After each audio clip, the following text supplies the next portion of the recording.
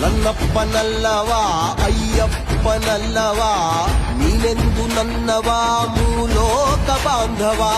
ನನ್ನಪ್ಪನಲ್ಲವಾ ಅಯ್ಯಪ್ಪನಲ್ಲವಾ ಶ್ರೀರೂಪ. ನನ್ನಪ್ಪನಲ್ಲವಾ ಅಯ್ಯಪ್ಪನಲ್ಲವಾ ನೀನೆಂದು ನನ್ನವಾ ಮೂಲೋಕ ಬಾಂಧವ. ನನ್ನಪ್ಪನಲ್ಲವಾ ಅಯ್ಯಪ್ಪನಲ್ಲವಾ ಶ್ರೀರೂಪನಲ್ಲವಾ ಶ್ರೀಕಾರನಲ್ಲವಾ.